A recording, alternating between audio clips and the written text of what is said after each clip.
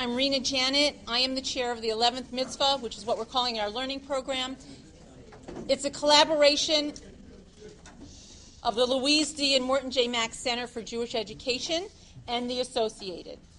The 11th Mitzvah program is a concept of Michael Ellman, who is with us tonight. Raise your hand, Michael, so everybody knows you.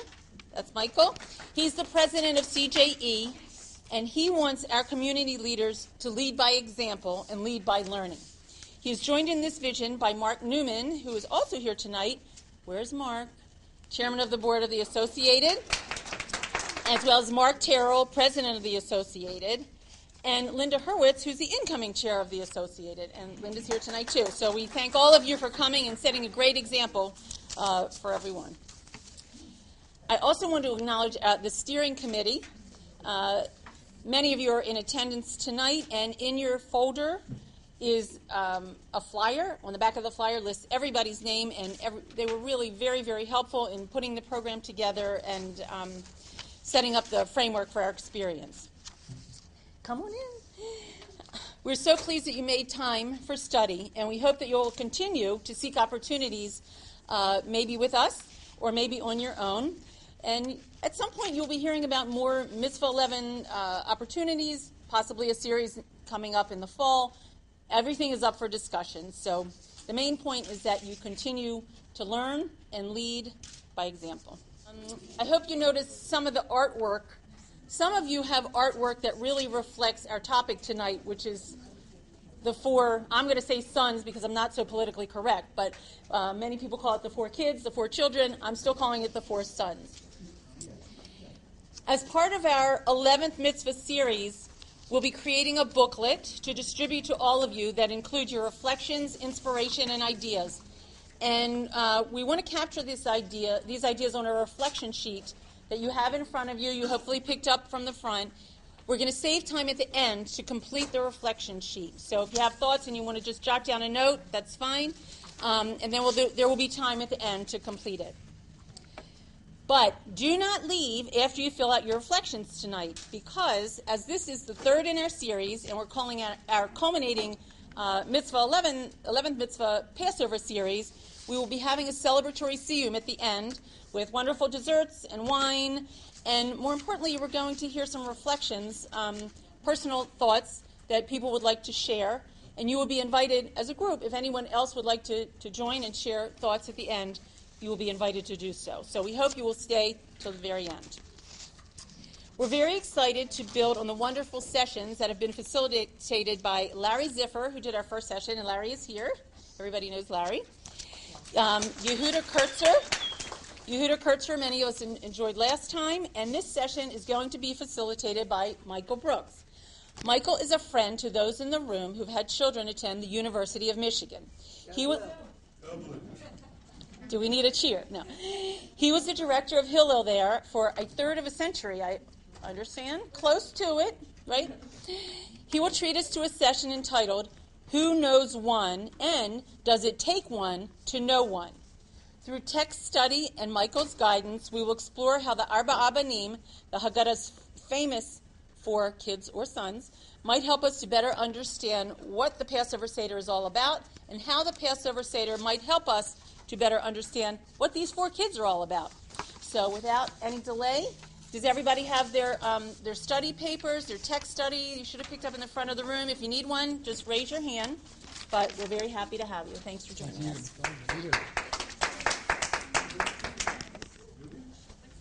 I'm sorry that this is not a fundraising event. I love fundraising. I really do. Another time. Now, if I were still director of Hillel, I would be seeing the hands of the people who went to Michigan, had a kid at Michigan, and I'd want your address and phone number. Because somebody would call you. They would call me everybody. I'm not doing that. This is also something, new stage in my life. Those of you who know me well may know that, well, everyone's entitled to one Michiganas. I have a few quirks in this. I haven't had my photo taken for 50 years. I just refuse to be photographed. If you want to know why, it's a long conversation.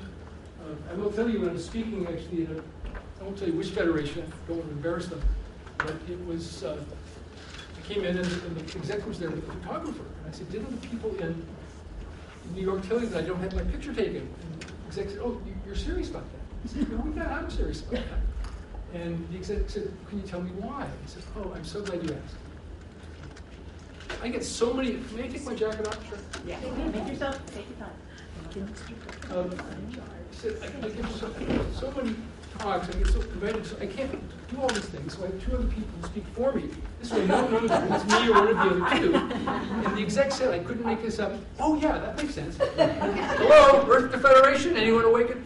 So what happened was that last year I went to the bat mitzvah of the daughter of one of my best friends, Elliot Cosgrove, the senior rabbi at Park Avenue Synagogue, who blames me for having become a rabbi, like they don't have enough to answer for them. And they give me an aliyah, I come up, all things being simultaneous. What do I do? Put my tallis over my head? So I decided, okay, people take pictures, I'm not going to pose for pictures. That's my compromise. And it still takes a little adjusting, but we'll make the best of it. And in 50 years, it's not going to matter. So I'm happy to be here for lots of reasons. I have some important connections here. One is that the only Jewish federation I've ever made a gift to other than where I live was the Associated. Because don't call me a second time. I had such a great experience doing the young leadership program there. And I'll get into another time I'll tell you what it was, but I actually made a $100 donation to the Associated, and they've never called me since, by the way. Linda's going to correct that. That won't last long. Yeah, I gave it to you.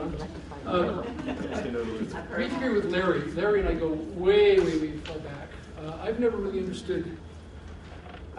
Larry's face must hurt him. He's smiling all the time. I just don't understand. And as I live and breathe, there's been no one I've wanted to spend fun time with more than Larry. And Amian, who's just been spectacular. I mean, really is. If I could, I'd hire her to come work with me in Ann Arbor. Then I'd never have to talk to Larry again.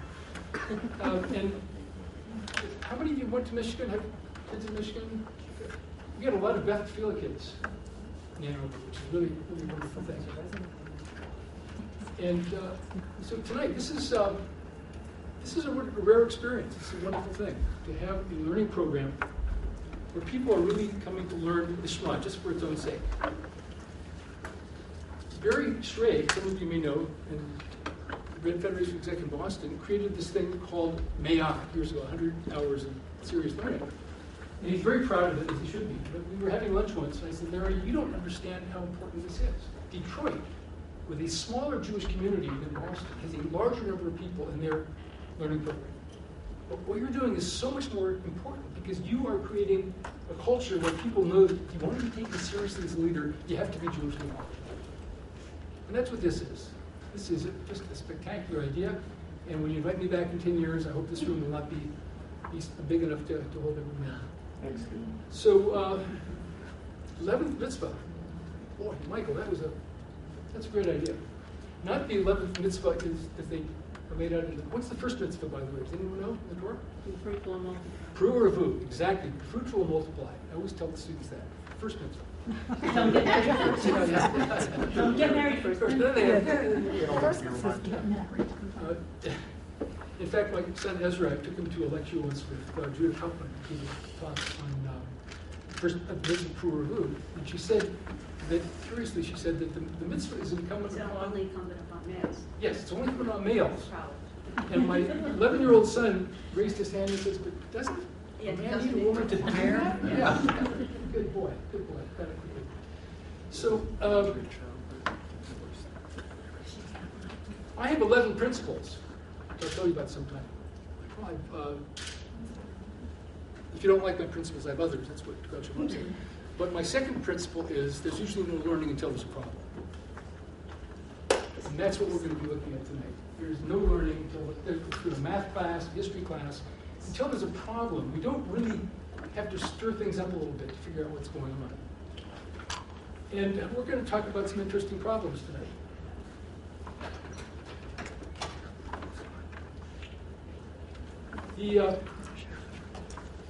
In my experience, when people come together to learn Jewish texts, some of us who have less experience or knowledge than others, we get a little nervous Don't be nervous.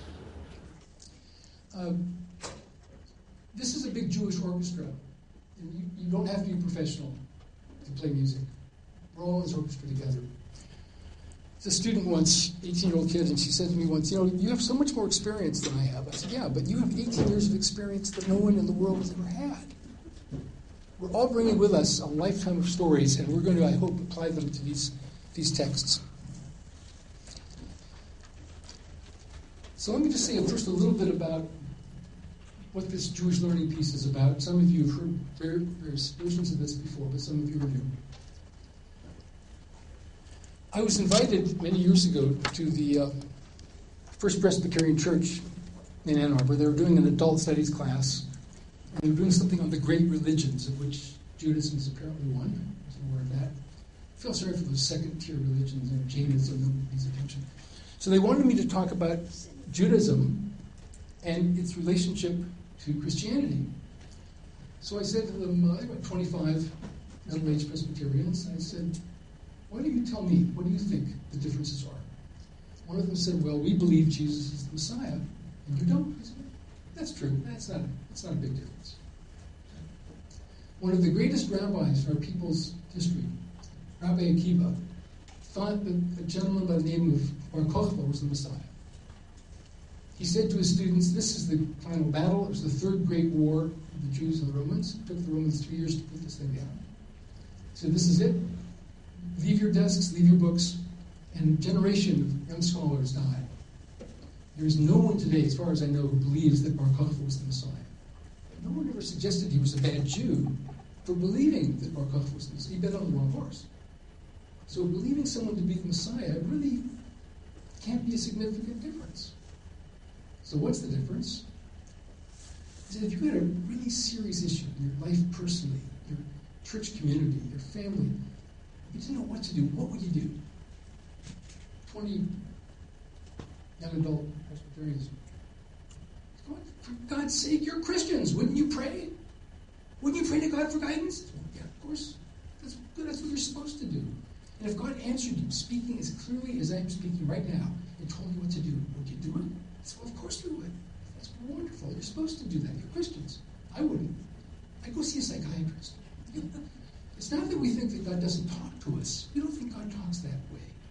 I've got to go back and immerse myself in a conversation like people have been having for more than 2,000 years about what, in God's name, God meant when God said those things. Don't kill? Well, what about self-defense? Honor your father and mother, which we'll be talking about later on. What does that mean? And I've got to learn a language. I've got to be engaged in a language that this thing was actually written in. And it's not an easy language because there are no vowels. And it's got to be done out loud. It's so much of Jewish humor actually plays off of that wonderful characteristic of Hebrew. You get one of the best versions I ever heard was that this older Jewish gentleman goes into a private beach, takes his clothes off, throws them over the sign, and someone calls the police. Call him out. Is there a problem, officer? Yeah, there's a problem. What's the problem? Well, can't you read the sign? Well, of course I can read the sign. Well, what does it say? What does it say? It says private? Nah, swimming allowed. So this is how we read texts, right? So God says to Cain, where is your brother? And he says, Hashomer achi anochi, am I my brother's keeper? Or is he saying, I am my brother's keeper? It's not clear. We read either way. And that's one of the delicious things and the challenging things. I said, you people can, and I'm proud of you, I'm jealous of you. You can pray to God, get an answer, and know that it's right. I've got to spend my whole life learning, making decisions I know might be wrong. And that's really the difference. They never invited me back, so that was good. That was a good thing. So, and reading for us is reading out loud. Likro doesn't mean to read, it means to read out loud, to speak the words. And you can't do that all by yourself. We complicate things when we read our texts by asking questions that aren't really there. Now, we've never had television in our home. The last living president I saw on television was Lyndon Johnson, Alav Shalom. That's because I was at a bar in Boston, and he said he wouldn't seek re-election. And so we talk a lot in our house. In fact, in our house, if you're doing a crossword puzzle, the clue is a four-letter word for intercourse. The answer is talk. I mean, we all understand that. So at lunch, Shabbos lunch, and we're having a conversation about idolatry. What do you talk about? I've got to talk about something. And our daughter Javi was about 10 years old, and I said that one of the rabbinic principles is if you're standing in front of an idol and you drop a coin, you should not bend down to pick it up because Marita Ayan, it will look like you're bowing down to the idol, so you have to kick it off to the side. She says, oh, okay. So if I drop my candy bar in front of an idol and I bend down to pick it up, people might say, whoa, the Hillel Rector's daughter is bowing down to the idol. I said, got it, that's it. But what if no one was around? I mean, I know that I'm not bowing down. And God, what if no one's around? One of our lunch guests said, Javi, what if just at the moment we bent down, what if just then someone came around the corner? What if he was blind? So this is where we're going to push things, right? This is what makes Jewish learning so much fun and so really complicated. One last thing about Chavruta. I got a very large six-figure grant from the Covenant Foundation some years ago to introduce Chavruta learning in the mainline curriculum of the University of Michigan. It was spectacular. 4 semesters of this. The lead faculty member was Ralph Williams, who was everyone's favorite professor in Michigan. We did 3 classes. In the 4th semester, we did a class with 150 students and 6 Chavruta sections. There are no discussion sections, there are Chavruta sections. Where they come in and they would do Chavruting, that's the term they used. And it was just wildly successful. The university evaluated it. They never had students report this kind of learning passion before. And that's partly because universities, like so many large organizations, aren't very self-reflective. If universities were self-reflective, they would not, 500 years after Gutenberg invented the printing press, still be paying people to read their notes to people who pay to copy them down. It's not a very smart kind of pedagogy, but that's what we do. But this we're just passionate things. And I will just tell you the first class, and the students read the description. We're going to be with a partner, we're going to be actually engaged, and they're sitting there waiting for the class to start. And Ralph explains to them what it's about. I tell them what Chavruta learning is about, and they're still waiting for the class to start. And he picks up the first book. It was on Primo Levi. He read the passage where Primo Levi tells how he was in his bed. He was literally sharing with someone else in the death camp. He was whispering, and the capo yelled out, "Quiet, this isn't a rabbinical school." And Ralph, this Protestant Catholic, said, "No, this is a rabbinical school. We're going to talk." Bam! Just exploded. Just needed permission. So you all have permission. We've done this. Most of you have done this already. We're going to do it some more. I don't have to tell you that the Passover Seder is one of the most widely, in terms of participation, and it comes in 1,000 different flavors, and there are countless Haggadahs that have been printed. In Hillel, Michigan, they have, I think, 6 Seders, and people will call up. We have 6 different Seders. There's the 1-hour Seder. There's the 1.5-hour Seder. There's the 2.5-hour Seder. That's what the kids want to know. How long?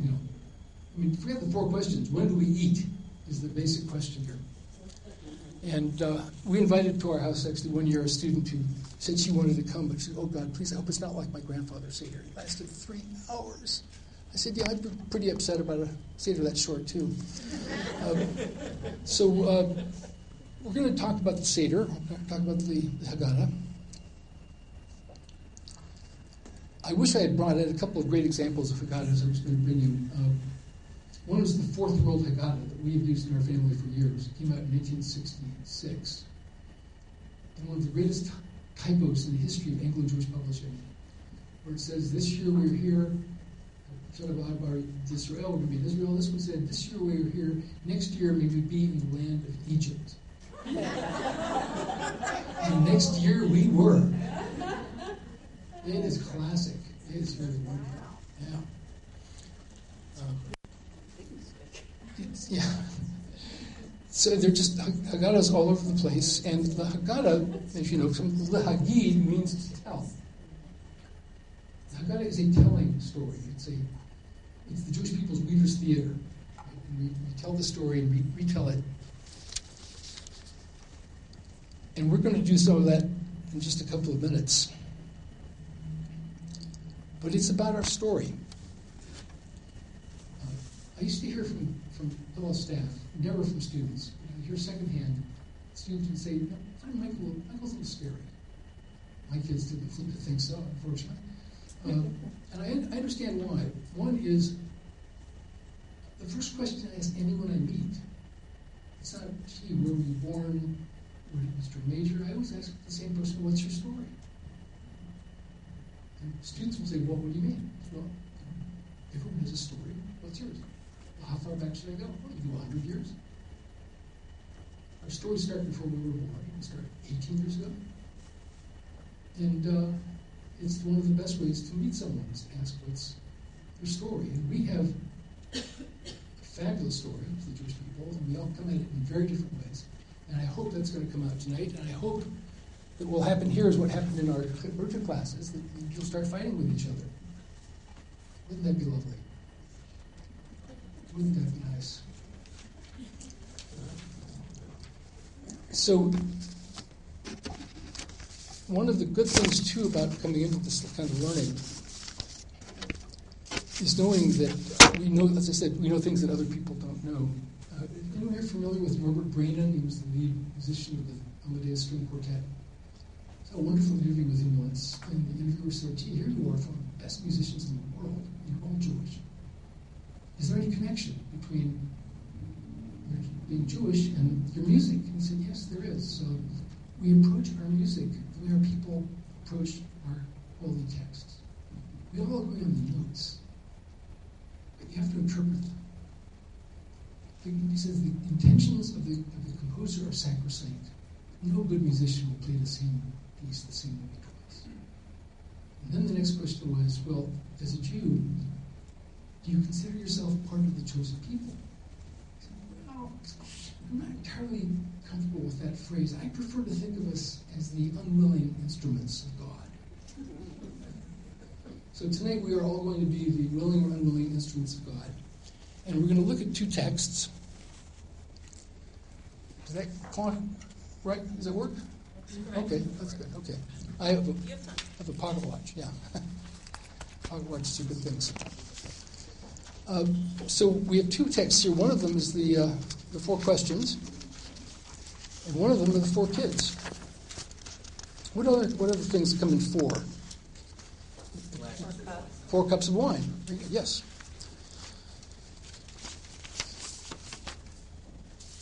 And so you've got these questions. We're going to go read through the text here, and then we're going to have you just in Chabruta. We'll try to think of these questions and answer them. This is generally so. What melody do you use for your Seder? Who's going to test this out? What's the melody for singing?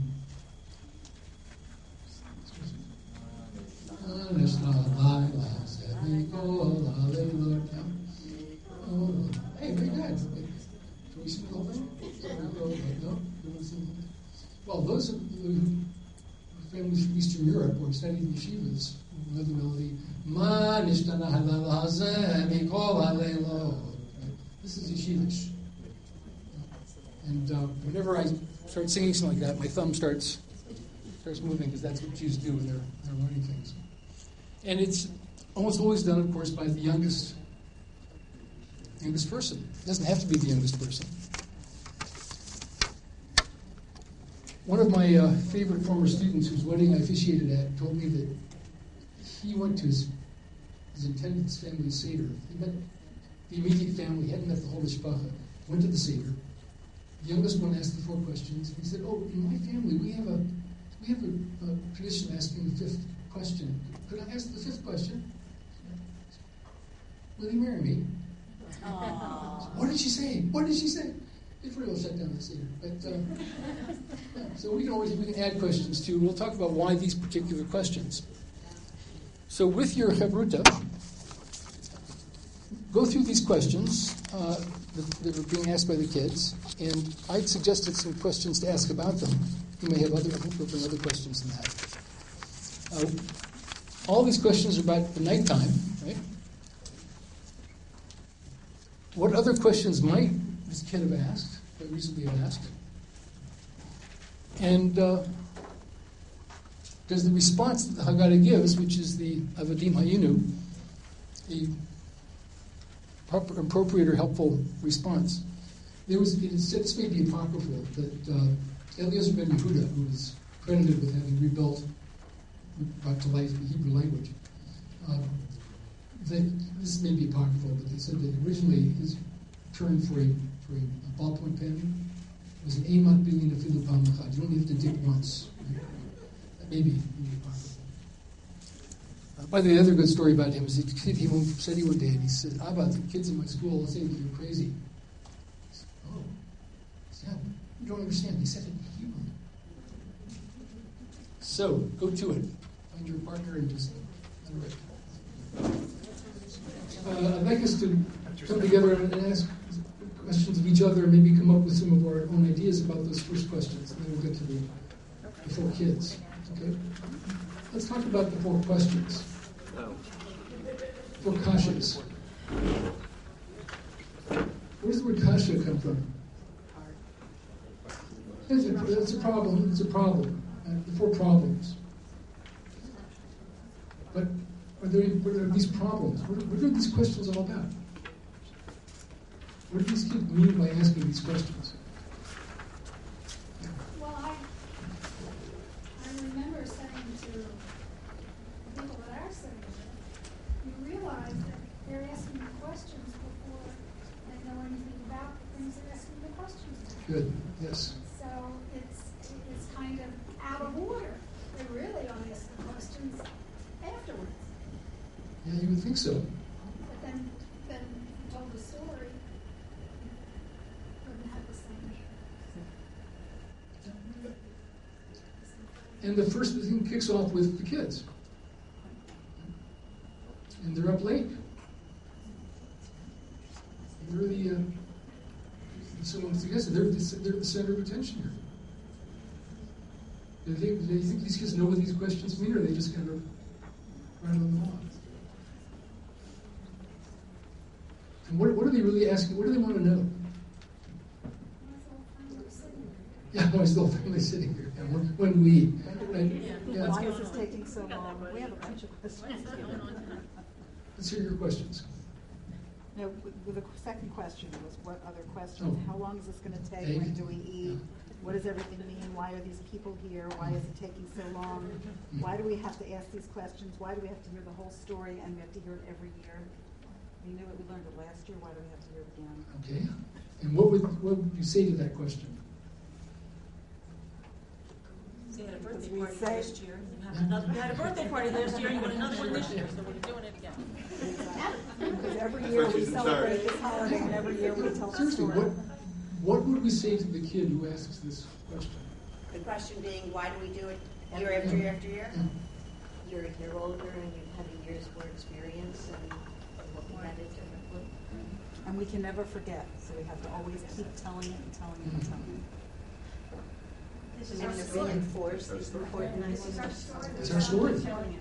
And why do we read the Torah over and over and over again? Because each time you read it, you get another nuance. It's different, very different perspective. And like you told us, each time you bring your life experiences, where you have another whole year of life experiences. My wife Ruth and I were part of a group that founded Chavarat Shalom in 1968 in Boston. I don't know if you're familiar with this. And we did not do Musaf. It was the 60s. But we would spend a half hour after the Torah reading to talk about the Parsha.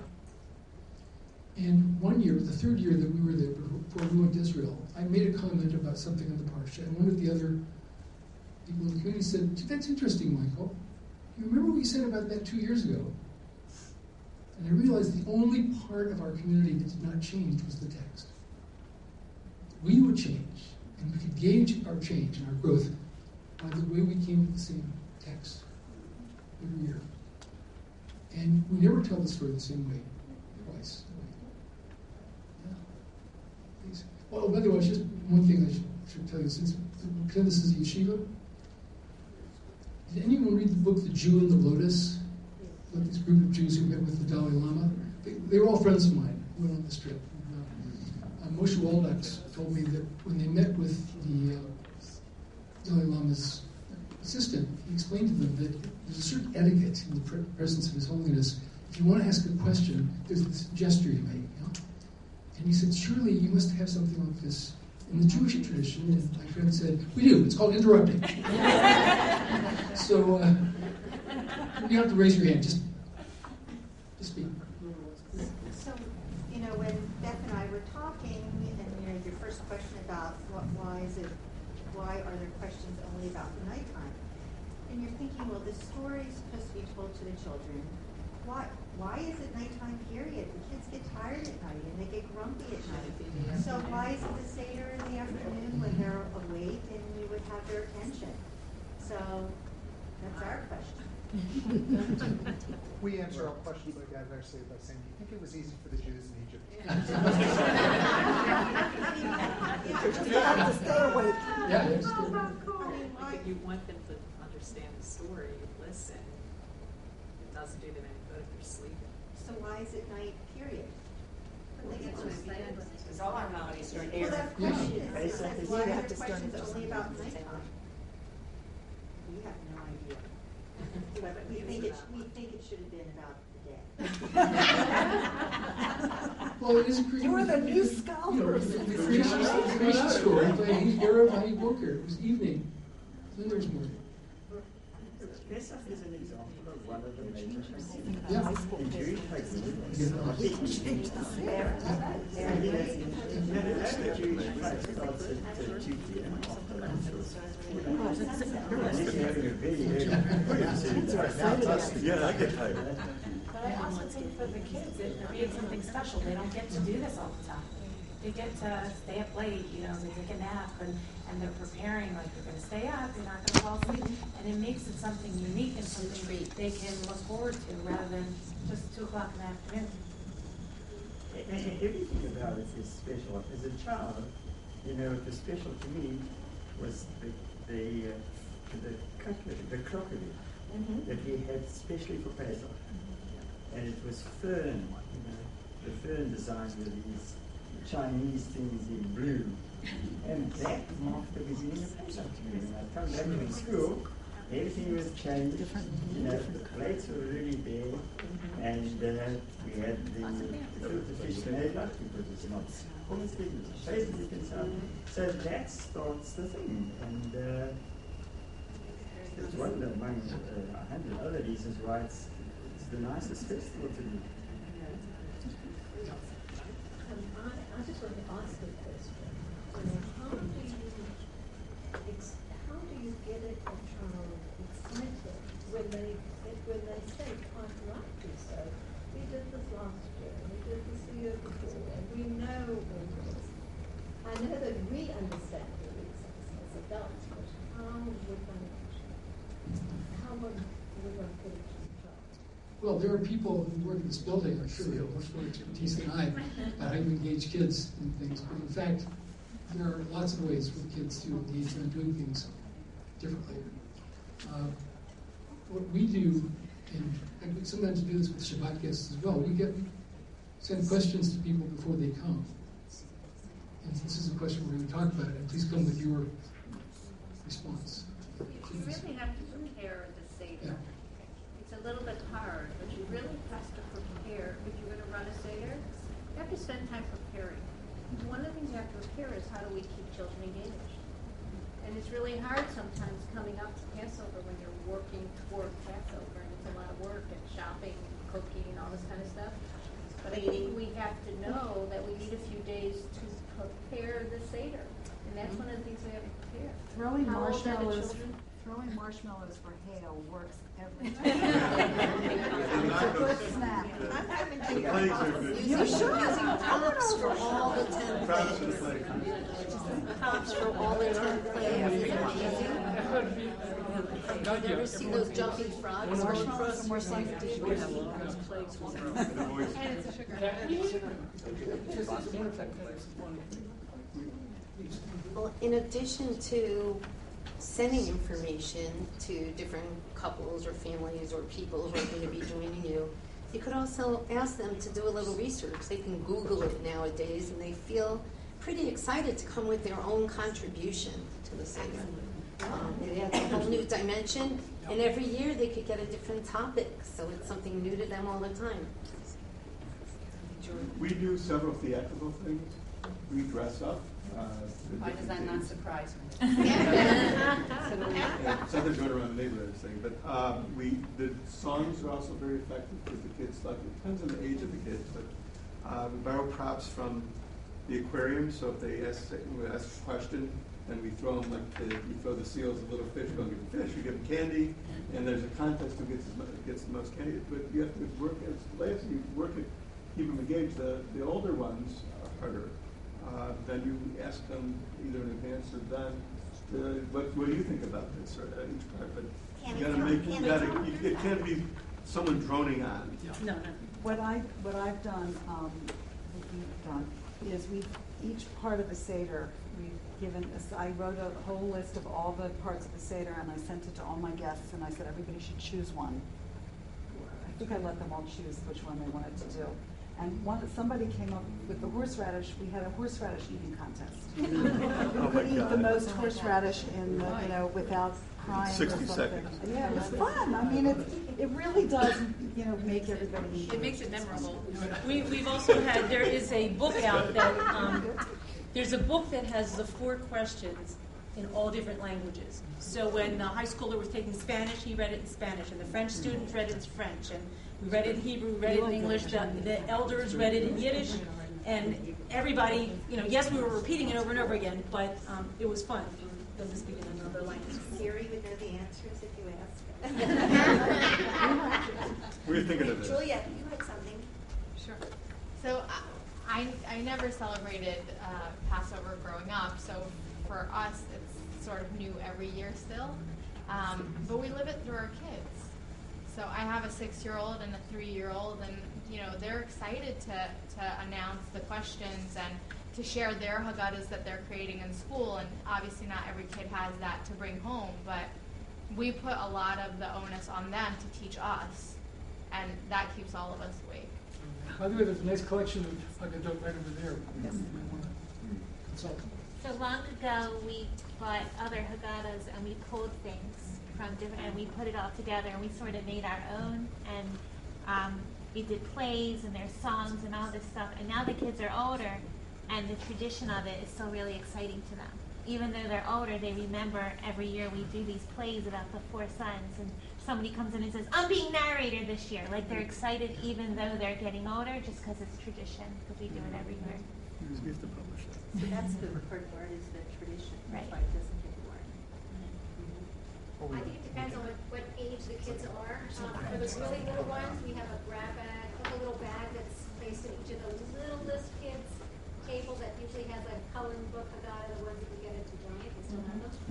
And a couple, markers or crayons, and then some extra little food or whatever. And then we have something, I don't even know where it started, Mom, but we have something called the egg game. So everybody gets a hard-boiled egg. In the shell, uncracked. On the shell, uncracked, make sure it's uncracked, in our salt water and parsley, in the cup, and we do this at the beginning, so that when we get to the salt water parsley, everybody hits and finds the next person, the person next to them, and they hit the egg, and only one egg cracks, amazingly. So then, whoever wins that round, like the Final Four, this is our March Madness, so April Madness.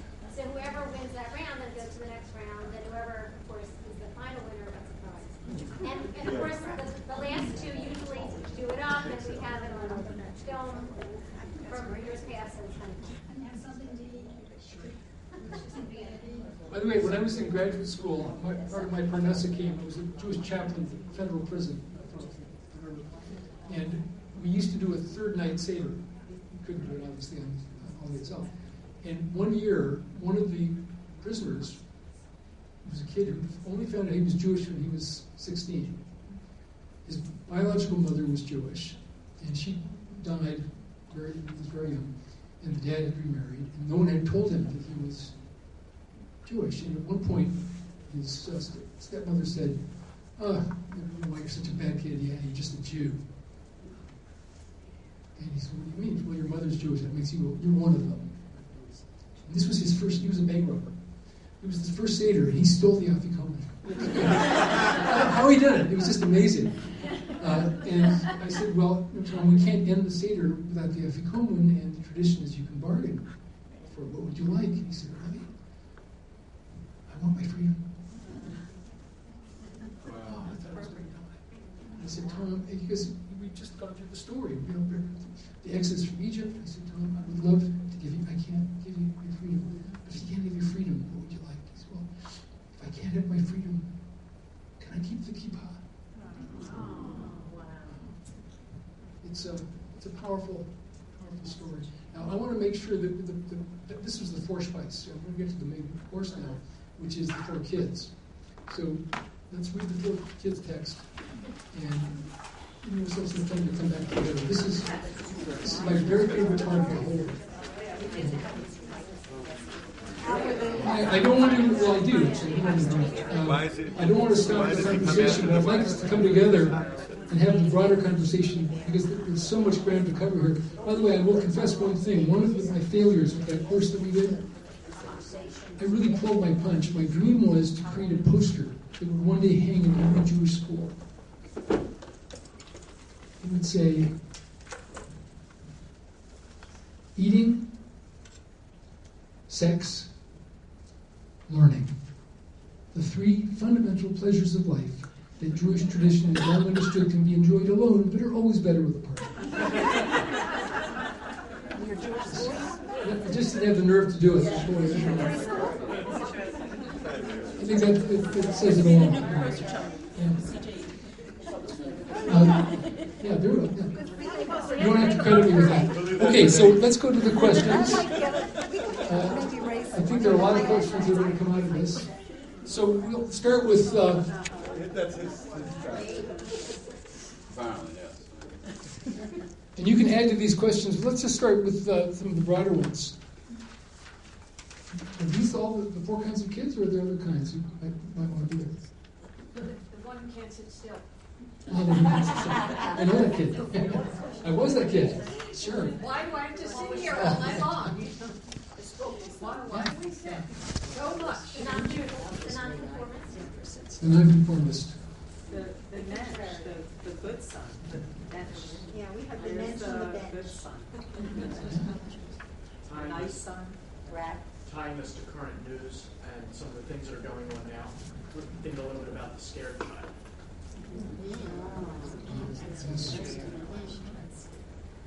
There's a lot to be scared of.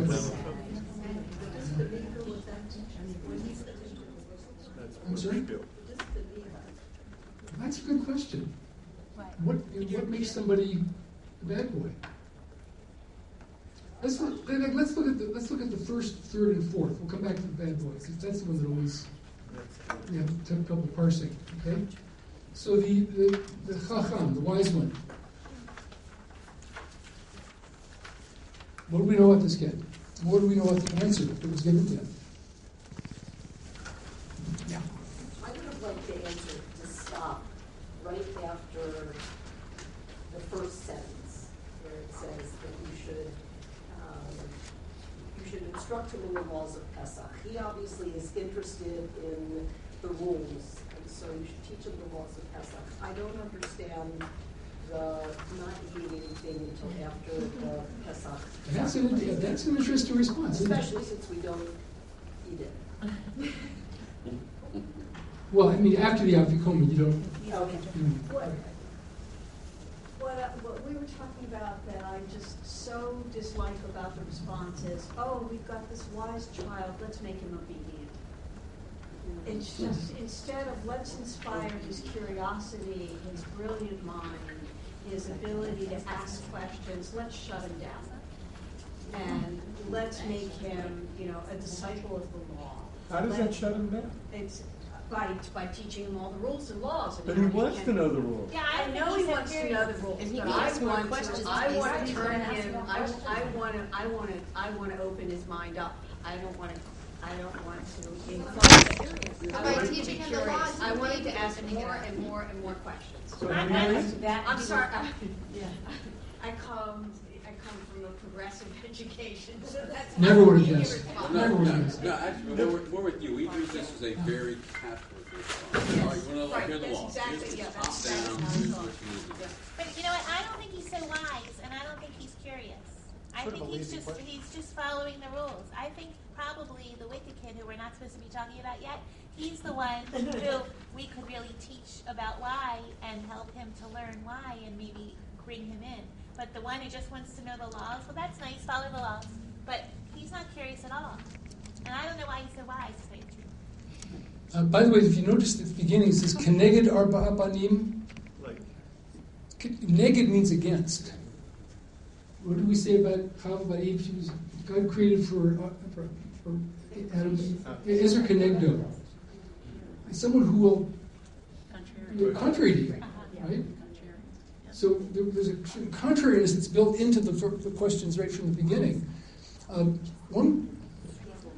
How would you describe what stage of life is this first kid in? That kind of question. Recent college grads.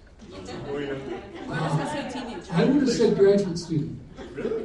Recent college grads? Because what are his questions? Mahai, Dofa, Hukim, Mishpatim. He can distinguish.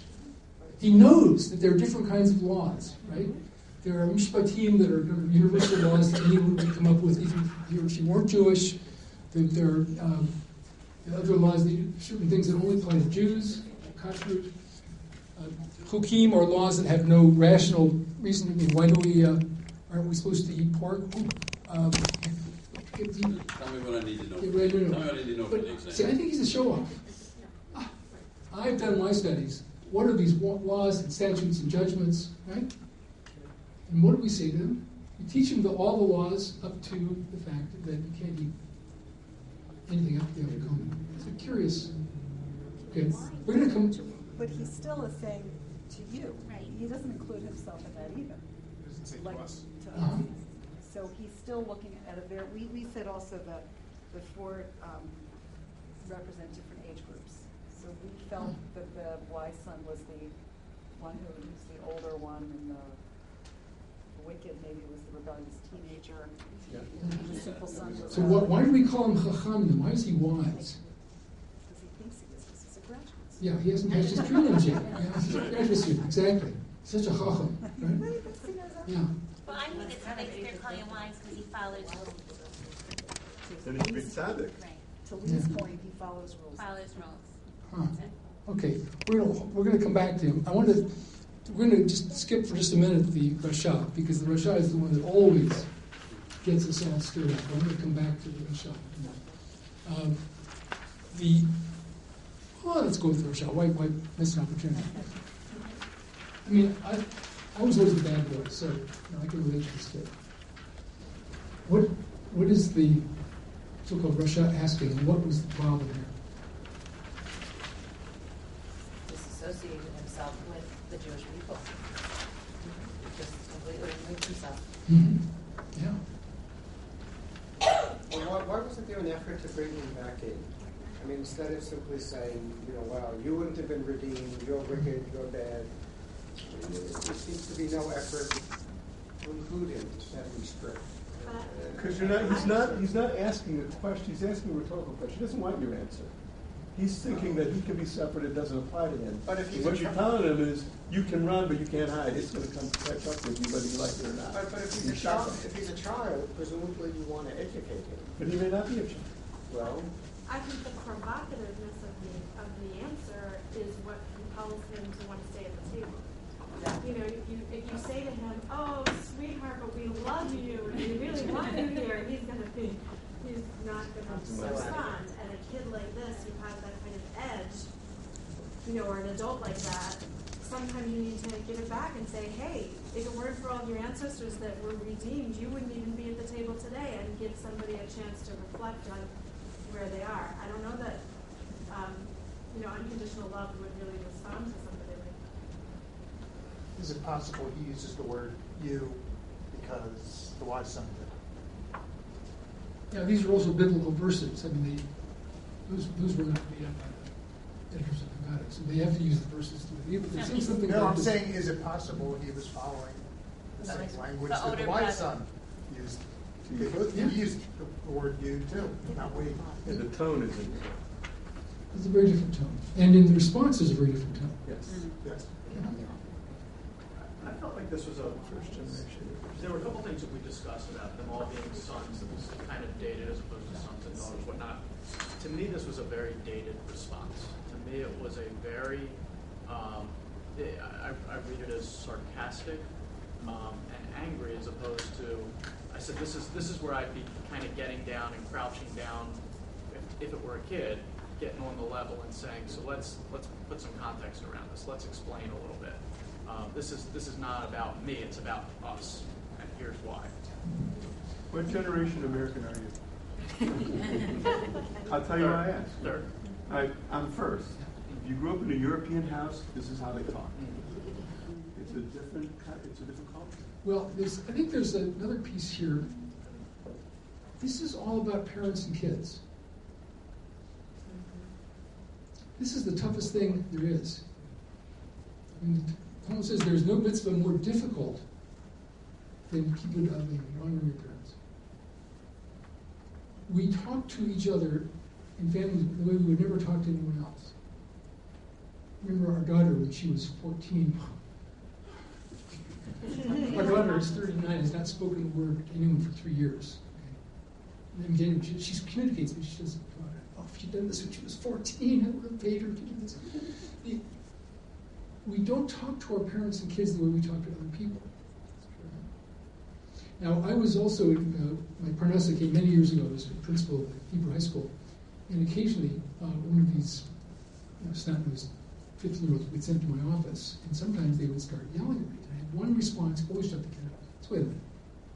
I'm not your father. You can't talk to me like that. Always worked. I tried that once with our daughter. We had a big fight. I said, wait a minute, I'm not your father. You can't talk. She said, you sure are my father. I sure can talk to you like that. Who else would put up with this kind of thing? The response to someone else's kid wouldn't say, if you... Well, maybe we'd say, oh, gee, maybe we should talk about this. But in family, we say things that no one else would. Let us get away with that. This is a family situation here.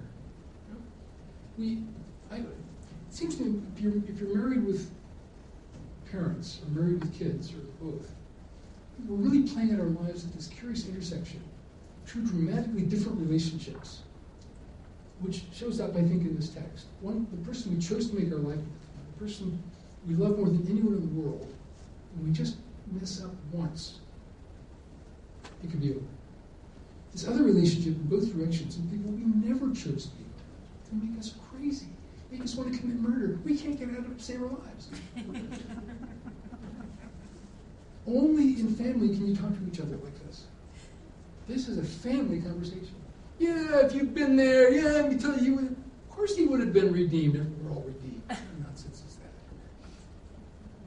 But this is really hot family conversation. Who else would put up with this? Now, in fact, this is a perfect analog. People say to me, doesn't it bother you, Michael, that so many Jewish college students are just so negative about Israel? I said, no, it's wonderful. They're not negative about Australia. They don't get upset about Sweden. They only get upset about Israel because it's family. And of course we expect more of family. No one else has a right to expect more. But we certainly have a right to expect more. That's not indifference. That's a connection. Indifference I can't deal with. You don't like Israel? Hey, great, let's talk about it. There are a lot of good reasons for Jews to feel that way. This is really intense family conversation that's going on here. Yeah. I'm not familiar with the Hebrew, so are you picking up the intensity in the Hebrew, or are you reading into the tone? Maybe because I come from a European household, I'm just not reading it the same way. You're going to give him a zetz, essentially. You're saying to him is, first, you know it's not true. Of course he would have been.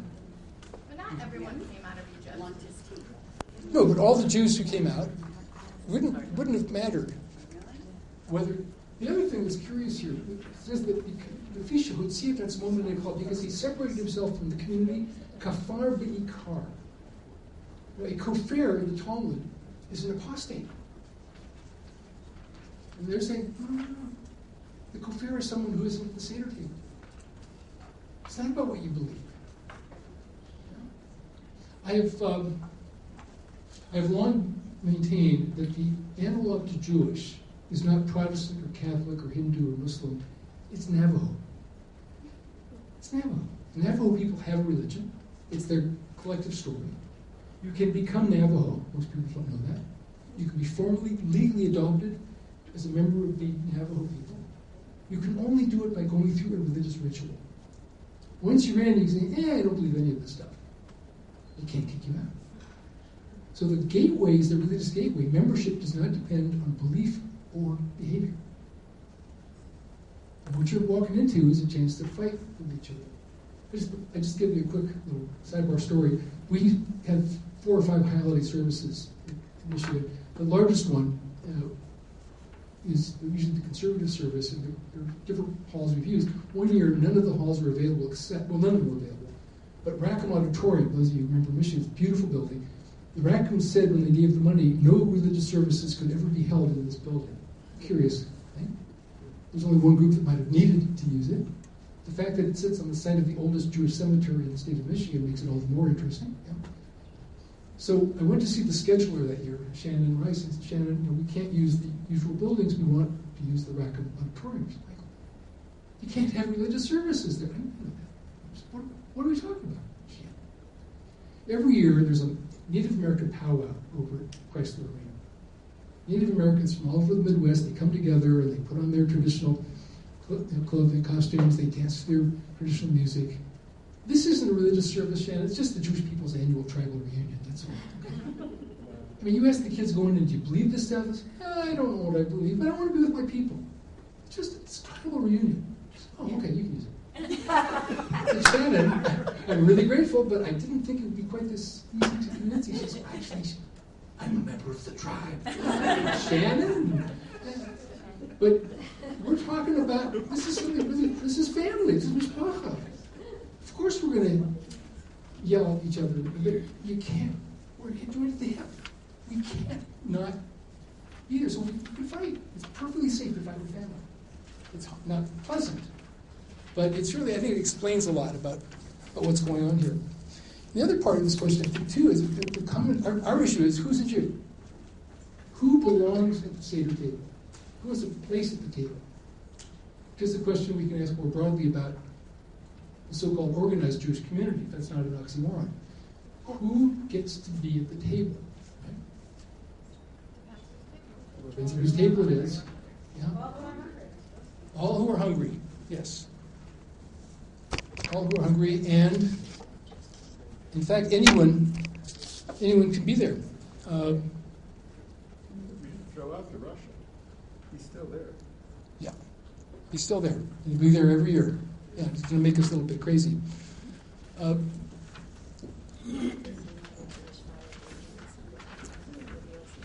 When Ruth became a Jew, when Ruth said to her mother-in-law Naomi, her mother-in-law said, just go back, go home. She says, no, I'm going to come with you. And she says, Amech, Ami, Elhayach Elohai. Your people will be my people, and your God will be my God. And the order is significant, as the Talmud says. You cannot be our God unless you are one of our people. You're with the family. As Robert Frost famously said in his poem, The Death of a Hired Hand, home is the place where, when you have to go there, they have to take you in. My wife Ruth had an uncle she never met, Uncle Willie. He was the golden boy of the family. The family really scrimped and saved to put him through Harvard Medical School. A week after he got his MD, he came home, said to the family, I'm leaving, I'm changing my name, I never want to hear from any of you again. He became a psychiatrist. We sent him an invitation to our wedding, no response. He became a rather prominent psychiatrist and socialite in Miami. I was going to a conference in Miami. I'm going to go meet Uncle I had two plans. One was I was going to go in there and say, you moms are, you know your sister has cancer right now. You want to pick up the phone and call her? My other plan was going to come in and say, look, I don't know what to do. I had a family. I've been estranged. I haven't talked to them in years. I had to change my name. And I don't. You'd say, well, you know, it's not too late. Huh? He was on. I never met him. He was on vacation. Now, was he in any meaningful way part of the family? If he had knocked on our door and said, here I am. You having the Seder? I'm back. We would have brought him in, thrown our arms around him, and given him hell. If you didn't look. You have to, yeah. And then you really let him have it, because that's what family does. This is about family in the deepest possible way. And I want to, I'm sure we do another hour or so. I would love to do this. I want to just leave you with one thought, or just one more thought that might be something you want to bring to your Seder table. This is a play that we play every year. We do these parts, right? Now, I don't know if you have it here, but you probably do. The National Theatre in England, they have these simulcast plays. You go to a movie theater. It's really quite good. The last one was Hamlet. If you saw it. It's fabulous. Benedict Cumberbatch. It was fabulous. But it's a meta-theatrical experience. You're sitting in a movie theater, and you see on the screen the real audience. It's a live play, right? And we can see things they can't see, because in the film version, you can see a close-up of someone's face. But you can't see the stage. So we're seeing things they couldn't possibly see. They're seeing things we couldn't see. And so, thinking a lot about theater, who's getting it? When you go to a play, who's getting it? Well, I think there are four kinds of people who are getting it. First is the playwright. He birthed to this play. I feel sorry for the play. It's sort of like God creating the world and knowing that you can't control it anymore. The playwright has put his or her whole soul, life into this thing. Once you hand it over, it's not yours anymore. Now the actors are getting it the way no one else can get it. They are playing the role. If they're really acting, they don't know they're acting. We don't take photographs in the theater because it pops the bubble. And once those lights dim, we've got to forget that it's a play. We've got to become so engaged in it. Now, if the actor stays in character after the curtain goes down, it's probably psychotic, okay? But we're playing is a serious business. The only play you take pictures at is your kids' first grade. These are not they're playing. Playing is really serious. Now, those of us in the audience, whoa, we can see things they can't possibly see up there. But the price is that we're outside the story. Now, the woman at the end of the row, she's writing the review for the newspaper. She's the critic. She can see things no one can see. Stagecraft and lighting, she's totally outside. And can you get all four of those things at the same time in the same way? So my next thought is, how do we come to comprehend whatever we mean by reality, what the world's all about? And I would suggest to you there are four stages to that as well. As far as anyone knows, the newborn infant can't really distinguish itself from its mother's breast. It's just tohu vavohu. It's just unformed void. But at some point, that kid gets far enough back. Oh, wait a minute. This is me. That's my mom's breast. We're not the same thing. You have to separate. The first thing in the Torah, like he or there has to be light. You can't have darkness unless there's light. It's separate. It's a taxonomy at a more sophisticated level. Oh, this is a table and that's a chair. We can distinguish things. There's another stage, you get further back, and we see that things are separate and different, but they're separate and different in similar ways. So that's a man and that's a woman, but they're both people. That's a dog and that's a cat, they're both animals. It takes a lot more distance to do that.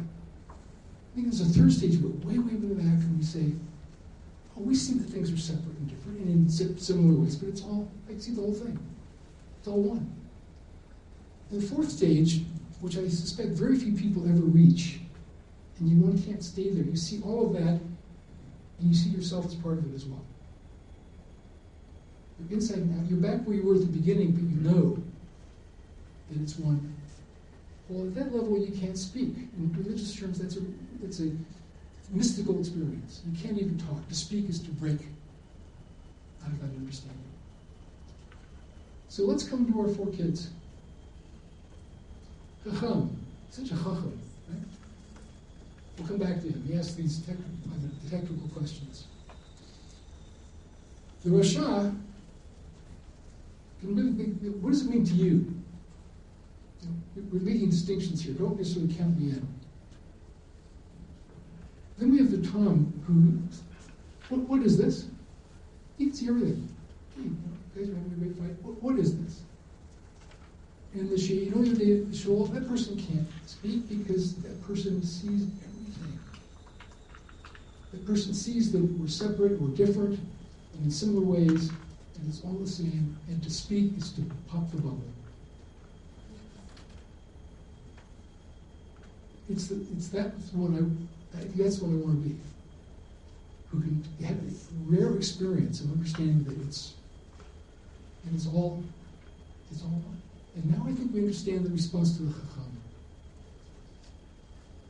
You think you're such a smart guy, such a Chacham, unless you leave this table with the taste of matzah in your mouth, unless you, like the one who can't ask a question, has totally relived and re-experienced the very experience of leaving Egypt, slavery and redemption, then you're just a graduate student, man. And we have the privilege and the challenge of being actors, audience, critics, all at the same time. That's what we're doing. We're asking questions, we're going back into our roles, trying to put ourselves in the heads of these people, and then trying to comment on it at the same time. This, for me, is what's really most exciting about this, and we can change our roles every year. We can be someone else. And because this, for me, the broader question is who's at the table. And I wanted to conclude, because we only have 2 minutes, right? I'm going to tell you just one story. It's a true story that actually happened, which is the best kind of true story. We Jews know that things don't have to actually happen to be true. When our beautiful Hillel building was built 25 years ago, there were signs that said no smoking.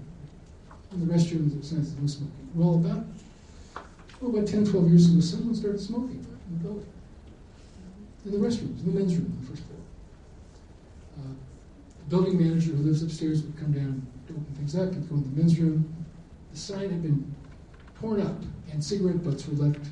This isn't a casual smoker. Someone is sending us a message of some kind. So we grumble and clean it up. But 3 days later, same thing, cigarette butts. Staff's getting very upset. Building manager, I'm going to get this guy. It's probably a guy. Men's room these days, you don't know for sure. And I love this. This is great. I've never seen this problem. This is a wonderful problem. So every week we let another staff member try to come up with a solution. Every week failed, so this is getting better and better for me. I love this. Finally, they said, okay, what do you think? Well, I knew what not to do, because I've got a very talented staff. I said, look, it's not, the signs are what are causing the behavior. The whole impetus for this behavior. Take them down. But let's replace them with signs, and you will see these signs if you go to Michigan Hill and go to one of the restrooms. And they're on brass, screwed to the wall. But the signs say, in the interest of health and in keeping with the values of Jewish tradition, Hillel is a smoke-free building. Thank you for not smoking. 2 things happened. It stopped immediately. Guilt works. Come on, we're Jews. The thing I hadn't expected is that to this day, people come up to me on the street and say, excuse me, you're the director of Hillel? Yeah. Is it true that Judaism doesn't allow smoking? Where's it written that Jews aren't supposed to smoke? I said, what a great question. It's a wonderful question. There are some poskim, some authoritative decisors of Jewish law who say that what we know about smoking may, in fact, we can Isur, that you should be forbidden to smoke because of health reasons. And other perfectly highly respected authorities, some of whom may smoke, or some may not, but who say that no matter how offensive it is, there's nothing that technically violates smoking. What do you think? Let's talk about it. I've had more than 50 conversations I never would have had if we hadn't put those signs up. Should have put up years ago. Let's talk about it. It opened up a conversation.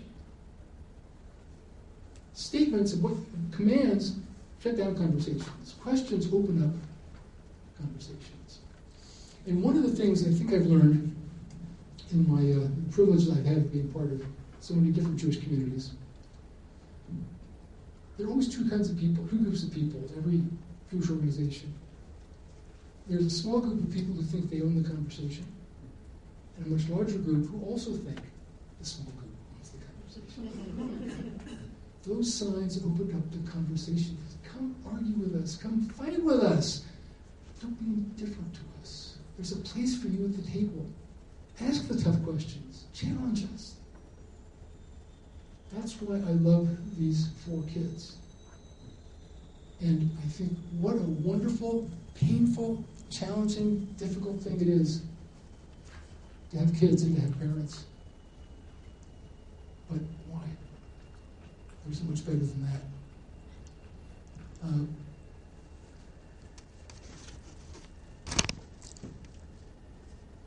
I've learned some things tonight. I hope you have too.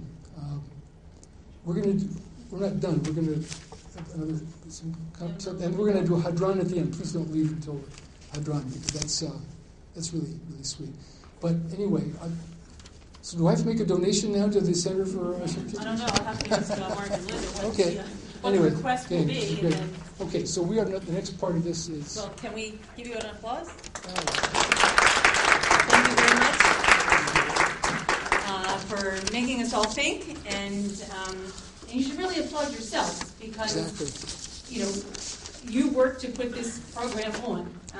This was an active participation program, and without you, we wouldn't have anything special. And now tonight we did have something very special. I think we are going to start giving some personal reflections out loud. And I'm going to go first. So this time of the year has always been one for me for thinking of what I'm serving, how many people are going to be at the table, when I'm going to clean it, will I get my chicken soup made, and it goes on and on and on, all related to the meal, how it's going to get done, and if people will like it, because it's at my house, that's my responsibility. But going to the 3 sessions that I went to for the past month made me really think about the content of the Seder and why we're doing all of this. And for me, that was very, very special. In the second session and in the first session, we talked a lot about memory. And I can remember the Seder at my Bubby and Zadie's house, where every boy over bar mitzvah said the Kiddush, and every child under bar mitzvah said the 4 questions. So you can imagine at a large family Seder how long that went on. That is not a tradition that we have, but we've instituted other traditions, and as much as I can tell my children what I remember, the traditions that they are experiencing will become their memory. So I have my memories and I can share them, but I think unless you live it, you don't remember it as well. So, some things, that we do now for my mom's name is Miriam. So sometime in the first half of the Seder, before dinner, it gets a little dull, people are tired of sitting, and we decided a while ago to sing Debbie Friedman's song, and the women dancing with their timbrels. So my mom gets up, all the women get up, we dance around the table, you get a little exercise, you sit back down, and you can go on. And we've added other, some English songs into the Seder, although we do the complete Haggadah in Hebrew, but we've added some other songs that the younger kids can participate and remember. And one of the questions that was posed online was what do you think your grandparents would think of your Seder that you have now? And I think my grandparents would be very proud. I think they would be proud that the family still gets together. I think that they'd be proud that we still have our Seder. I use my grandmother's dishes. So some traditions are theirs. And honestly, I think they'd be very proud of this entire group for coming to get together to learn and to add more meaning to the Passover experience for this year. So I thank you for sharing that with me and letting me share it with you.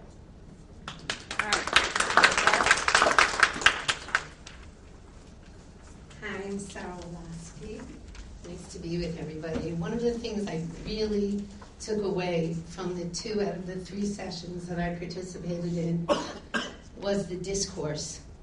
The way everybody really opened up and shared their ideas, their memories, their experiences, their way they prepare their Seder, the way they go into it, the fact that they want to engage everybody, and the fact that I had a chance to pick up so many new ideas and thoughts. It was mind-opening for me. It was a way for me to actually think about some of the things that I don't always have time to.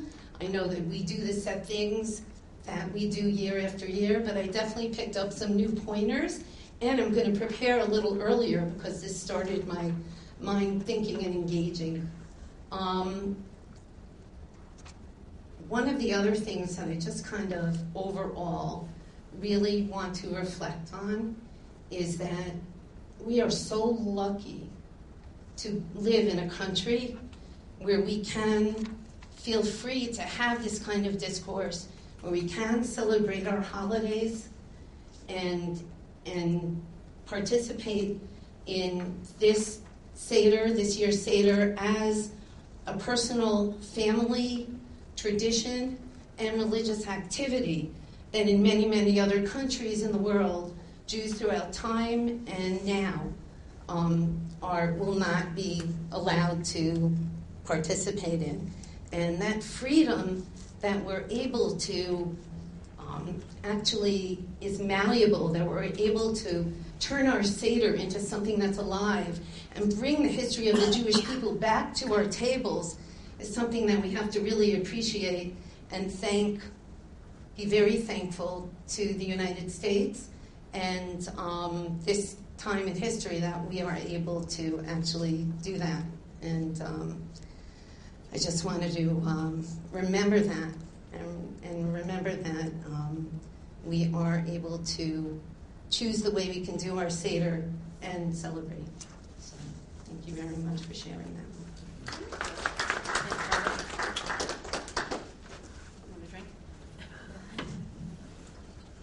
Thank you, Reen. I want to talk a little bit about reflections about learning. So, who are you? Robert Keene, former neighbor. Great guy. So my father died when I was 19, and the one thing I do remember was he told me that you have to learn something every day. So when I have kids come in the office, I always say, where you go to school and what grade and things like that. I said, did you learn anything today? So last week I asked my 6-year-old granddaughter, I said, Molly, did you learn anything today? And she goes, she's thinking, she says, no. I said, okay, well then you have to go back to school now, tonight, and you got to learn something. So there is a term in Hebrew called Adam Maskil. Adam Maskil means well-rounded person. And to me, by learning, you become a well-rounded person. So I'll tell you a little story about what happened. About 5 years ago, I was asked to speak at a seminar which a friend of mine had at Hopkins. So I said to my wife, I said, great, I can finally now get admitted to Hopkins. So I was all excited, and I said to her, how long was this session? She says, well, it's 3 hours.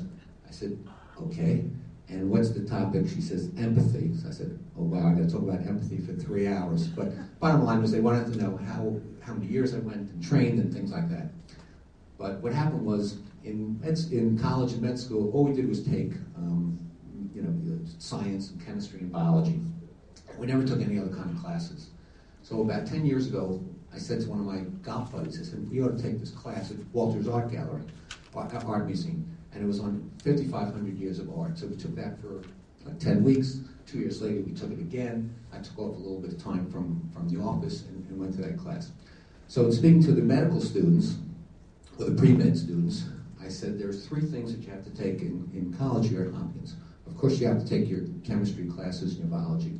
Number 2 is you must take at least one business class, something that we never got in college. Then you go into practice, and you need to know how to run an office. And the most important thing is take either an art class or a music class, which, of course, I did 10 years ago. So I think that to become a Adam Maskil, you need to continue to learn your whole life. And when you stop learning, you're sort of finished. So I think basically that's what I got a lot out of this class, just a lot of learning. So thank you. Thank you.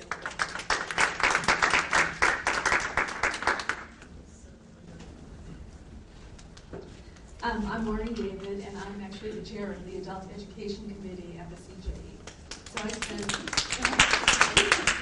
So I spend a lot of time thinking about learning for its own sake, and what makes adults come and learn for its own sake. In other words, what difference does it make? I think tonight's discussion and the other 2 sessions, which unfortunately I could not make, really make us all think about this. What difference does it make? So I cast back to my husband. When we first started to plan our Seder, when we were first married, we had the Maxwell House Haggadah. We all had. We had 1 million of them from my husband's family's house. We did not want them anymore. And we kind of went through it, and everybody had a great dinner, and it didn't really mean too much. So time went on, we had children, we realized we needed to enhance. So we sent them to a great preschool. They came back with all sorts of great songs. So we all sat around singing about frogs in the bed and frogs in the head. We went through that. So then they got older, that lost a lot of interest in everybody, and we decided we had to upgrade.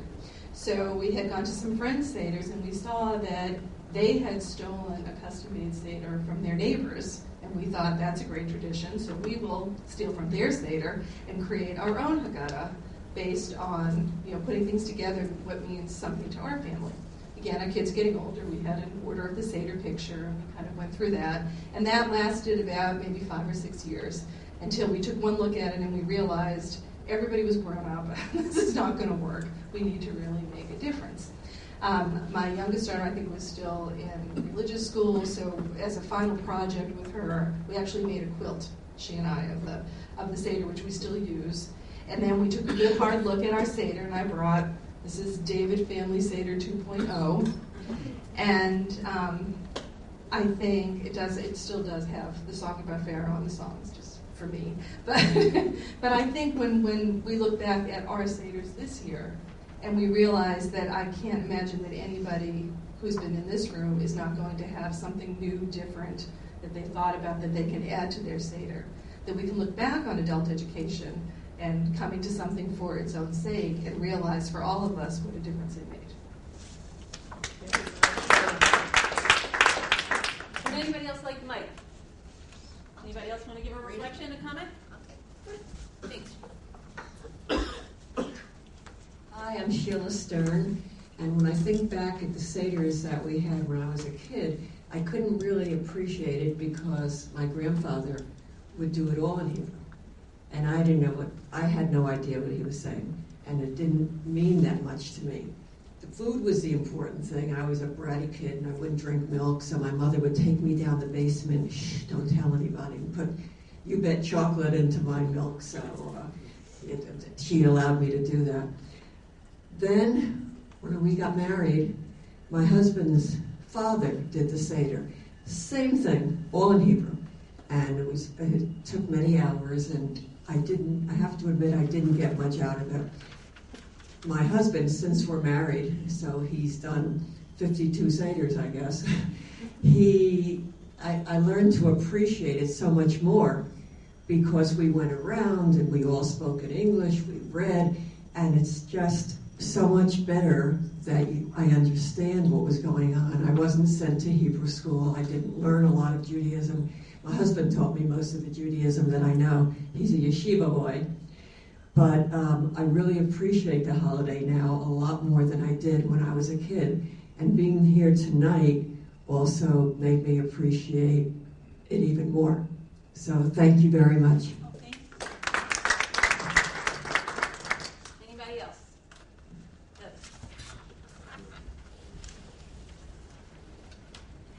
Thinking about what we're going to do for the Seder. I'm also thinking about next year. So I was thinking about the question that we were asked, that you emailed us, and it was about, what would our grandparents say about our Seder and what's different? And I was realizing how many non-Jews are now at our Seder, which is so different than how I grew up. And I was wondering, as I'm thinking about what we're going to do differently for next year, maybe we can bring into that some of the, how to, now we have more non-Jews who are part of our families. We've had guests over the years, but anyway, it's something that I'm thinking about how to do differently, how to respond.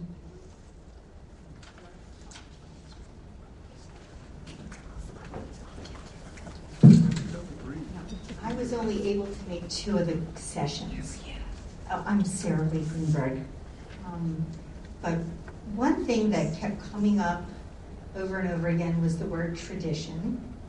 And we're so lucky that we all have such different traditions, and we're able to meld them as our families grow, and with friends and with neighbors and with people of all different levels of learning.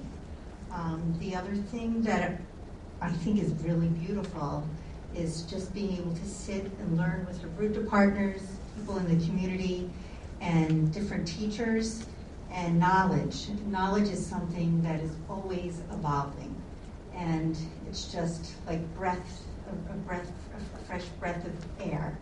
And the other thing about the holiday, about Passover, is that it's generational. We're supposed to have children there that we can teach, but then you have parents, and then you have grandparents.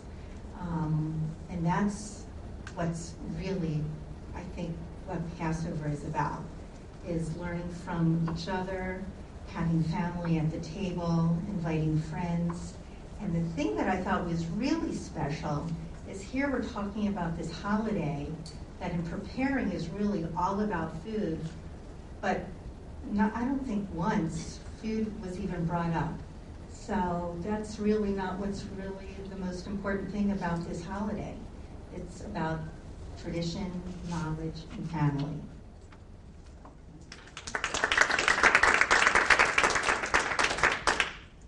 Anybody else? Michael, you have the last reflection. The last word. You have the last reflection. All right. I'm Michael Ellman. For those who don't know me, I want to give you some of my reflections in the overall program. And starting back with what man is about. God created humanity, as a construction, as a hybrid.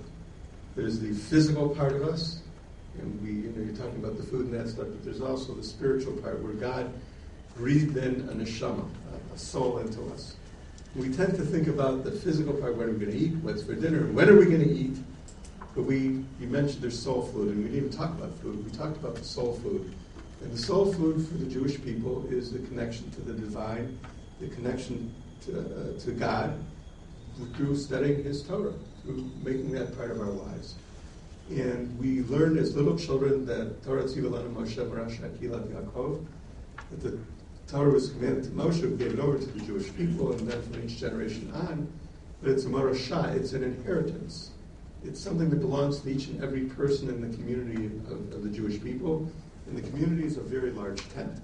It doesn't belong to any one group. It belongs to each and every Jew. In fact, we have a tradition of Shivim Panim LaTorah, 70 different fasts of Torah. In fact, there's 600,000 facets to the Torah, corresponding essentially to every Jewish person that lives in our generation, and actually every Jewish person who has walked the face of this earth. Each and every one of us has a unique interpretation that we are obligated to share with the rest of mankind, and certainly with our people, and only we can come up with. It's an awesome responsibility. So I felt going into this presidency that if we're a president of an organization, Center for Jewish Education, we need to upgrade the Jewish education for our leaders. And I want to give credit to our partners at the Associated, to the two Marks. Mark Terrell, who's not here, and Mark Newman, who's been a very, very supportive and gracious president throughout, schlepped him along, but he really did want to come. And it's been a wonderful partnership, and it would not have happened. I want to give credit to Debs and to Larry, because I saw that this would work through the Acharai experience. And it was really very powerful. It didn't matter what your background was. we learn the Chavruta. And you would say, why did we pick that? Why not just have, like, the Lord, Dr. Jonathan Sachs, who was not available, we tried to get him, let him come and preach to us. And we just sit back as passive participants. Because that's not really, as Michael said, that's not the way we do it. And I'll tell you two quick stories. I learn every week, actually, somebody from Yerushalayim, he runs the learning group that my son-in-law is in at the Mir Yeshiva. And so when I was in Israel at Thanksgiving, I started to learn with him. And we were learning the Talmud. And then we were going through a passage. Well, let's see what Rashi says. He says, why do you want to look at Rashi? He says, of course we don't look at Rashi. Rashi's Rashi. You know, we understand everything through Rashi. He says, I don't know what Rashi says. What does Michael Altman say? He says, who gives a damn what Michael Altman says? You got Rashi on the page. Well, it is important. And what he taught me is I need to come up with my interpretation. I can look at Rashi, I can look at everyone else, but I have to own it. And what we saw through the Acharai experience is that when you have an interactive group, you own it. I'll tell you another quick story. Our son Dovi was in Boston finishing endodontics, but when he was in dental school, he would have a study partner to review dentistry. I never thought this was possible. And that, you know, Simpson Garden, CPA, his son Moshe is Dovi's best friend, and they went through dental school together. And they would sit in the library and they'd scream at each other as if they were still back in TA learning the Gemara. And this was when I was in that level of grad school. If I were to scream in the library, they'd throw me the hell out. But libraries have changed. I guess there's no more books, so they have to do something just to get it there. And everyone would gather around them and say, what's going on here? Well, this is how we study. Because that's how they were taught to study. And they, I'm very proud of them. They both did very well. It works. Because you understand it, you have ownership. And that's the experience that we wanted to create. But that was the vision. I know a little bit about vision, not so good about executing. Execution takes very good partners. I talked about the partners at the Associated. I have to thank the partners who took this vision, this dream, and made it a reality. The incoming chair, Linda Hurwitz, who could never say no and didn't say no to me and helped me put this together and it has been extremely supportive. And the most talented chairperson anyone could ever think of, Rena Janet, and my wife said, she's too good. She's never going to be able to do this. She's not going to do it for you. And Rena said yes. I was so thrilled. And this is really Rena's dream child and her committee. And I think everyone needs to be recognized. I'm going to say who it was. Rena at the head, Melissa Cordish, Maureen David, Allison Friedman, Sarah Greenlinger, Linda Hurwitz, Michelle Latz, Allison Maggot, Mark Duman, Beth Selman, Rachel Wachowski, Debs Weinberg, and Andrew Wahlberg. That was our committee. They worked very hard, and they really had to create something from nothing. I also want to thank all of you, because without you coming, without your presence and making it an interactive experience, never would have happened. And we're looking forward to your comments, because we hope to do this again in the fall and build on that experience to have something even greater that will last beyond anyone's tenure. I want to also thank the people who were able to make it all 3 times. Who made it all 3 times? Please stand. Oh, stand up. Not more than I thought. I hope you all enjoyed the sessions, and we really look forward to your feedback and reflections. We hope it makes your Pesach a very meaningful one. We've asked that you submit your original thoughts, and we're actually collating a booklet that we're going to distribute, certainly to this group, but I think beyond. But we hope that you'll be able to use what you learned here and what you've learned from your colleagues at the Seder to make it a very meaningful experience. And finally, a Chai Kosher V'Sameach to everybody here. We hope to see you again in the fall and through the year, and we're going to now turn it back to Rena, who will go give it back to Michael. Yes. Thank you to Michael. Don't leave. It's fabulous. I learned some good stuff in your name. I'm taking home some good stuff too. This has been really, really wonderful. It's traditional in the world of study, of Jewish study, that when we complete a tractate of the Talmud, we have something called the Hadron.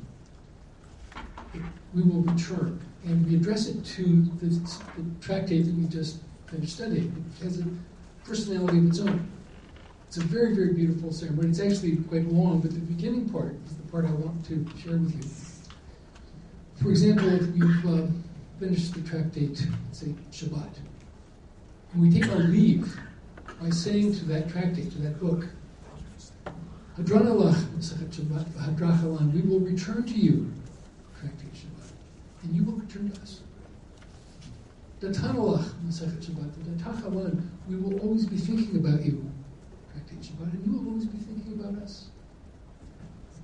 Lo Nitnashem Minach, Shabbat, Lo Nitnashem Minach, we will never, ever forget you, tractate Shabbat, and you will never forget us.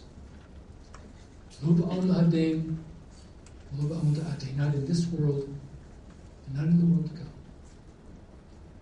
And so if I may take a little bit, stretching this just a little bit, but I think it's appropriate because this is a Hadran, this amazing, this is my first time here, but I feel like I've been here with all of you. And so on behalf of all of us, I think I'd like to say,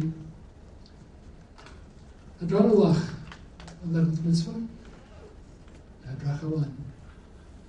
We will return to you, 11th mitzvah, and you will return to us. Datan Allah, 11th mitzvah, but Hadrachalan, we will always be thinking about you, 11th mitzvah, and you will always be thinking about us. Lo Nitnashem Minach, 11th mitzvah, Lo Nitnashem Minan, we will never forget you, 11th mitzvah, and you will never forget us. Lo Ba'al today, not in this world, and not in the very, very real world, still waiting for us. And God willing, will be for years to come, and we'll be learning from each other, and our children and grandchildren, God willing, will be learning from us. What a bracha for me to be here with you tonight. What a wonderful thing for me to be able to go home and share with my friends and my family what I learned here tonight. Pesach Sameach.